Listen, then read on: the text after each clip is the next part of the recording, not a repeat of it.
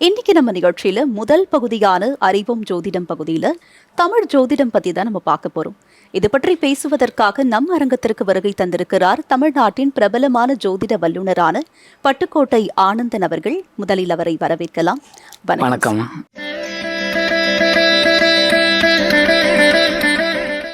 Sir, இப்ப என்னுடைய கேள்வி நிறைய பேருக்கு இருக்கக்கூடிய பயம்னு கூட சொல்லலாம்.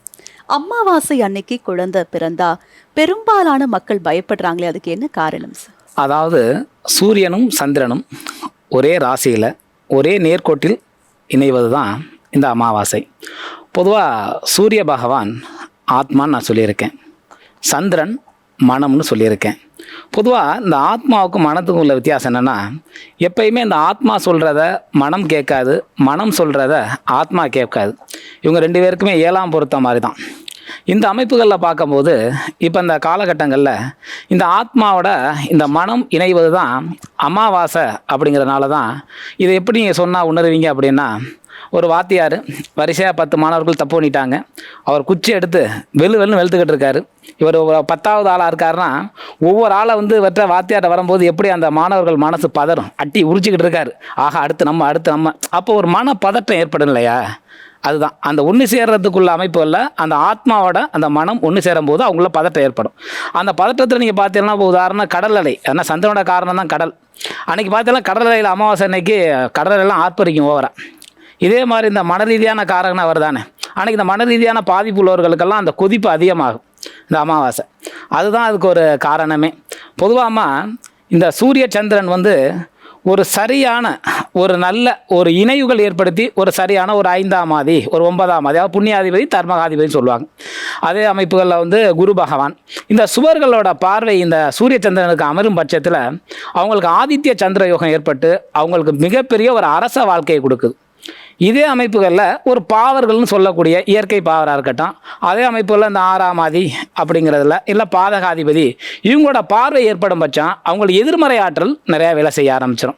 இப்போ இந்த கிரகத்தோட அமைப்புகளை பொறுத்த மட்டிலும் இப்போ இந்த ஆதித்ய சந்திர யோகம் எப்படியெல்லாம் ஒரு மனித வாழ்க்கையில் ஒரு அரச வாழ்க்கையை கொடுக்கும், எங்கே இருந்தால் அது ஆதித்ய சந்திர யோகம். அப்படி ஆதித்ய சந்திர யோகம்னா அமாவாசை யோகம், அவ்வளோதான். சிவசக்தி யோகம்னு சொல்லுவாங்கன்னு ஒரு யோகம்.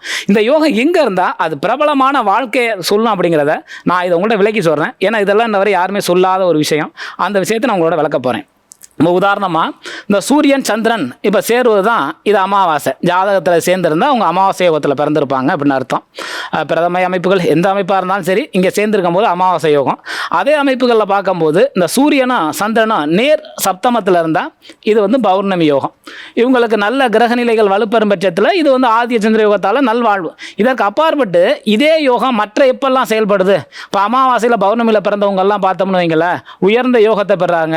அவங்க தான் நாடாள கூடிய ஒரு அமைப்பெல்லாம் பெறாங்க. அப்படிங்கும்போது இது அமைப்பான யோகம் மற்றொரு விஷயத்தில் எப்படி வரும் அப்படின்னம்னா, உதாரணம் சூரியன் அமருமிடம் தான் லக்கணம், சந்திரன் அமருமிடம் தான் ராசி. இதை நீங்கள் பார்த்தாவே எல்லாம் தெரியும் அமைப்பில். இந்த அமைப்புகளில் இப்போ உதாரணம் சூரியன் இப்போ எங்கே அமருதோ அதான் லக்கணம், இதான் லக்கணம். இப்போ இந்த லக்கணத்தில் சந்திரன் அமரும் போது இதுவும் நமக்கு ஆதித்ய சந்திர யோகம் தான். இந்த லக்கணத்திலே சந்திரன் இருக்குது. உதாரணம் கடக லக்கணம் கடக ராசி, அதே மாதிரி விருச்சிக லக்கணம் விருச்சிக ராசி, மகர லக்கணம் மகர ராசி, இப்படியெல்லாம் வந்தாலும் எந்த அமைப்பில் இருந்தாலும் சரி லக்கணத்திலே அவங்க இருக்கும்போது இந்த ஆதித்ய சந்திர யோகம் ஏற்பட்டு அவங்களுக்கு பிரபல வாழ்க்கையை கொடுக்கும். நாட்டோட முதல் பிரதமர்லேருந்து இப்போ கரண்டில் இருக்க பிரதமர் வரை அவங்க லக்கணத்திலேயே சந்திரன் இருக்கும். உதாரணம் அவருக்கு பார்த்தா ஜவஹர்லால் நேருக்கெல்லாம் கடக லக்கணம் கடகராசி தான். இப்போ இருக்கக்கூடிய பாரத பிரதமருக்கு விருச்சிக லக்கணம் விருச்சிக ராசி, அவங்களாம் லக்கணத்திலே சந்திரன் இருக்கும். இது ஆதித்ய சந்திர யோகம். அவள் அமாவாசை பௌர்ணமியில் பிறந்தா யோகங்கிறது உண்மை. ஆனால் அதுக்கு நிகரான யோகங்கள் இதுவும் செய்யும் அப்படிங்கிறது உண்மை.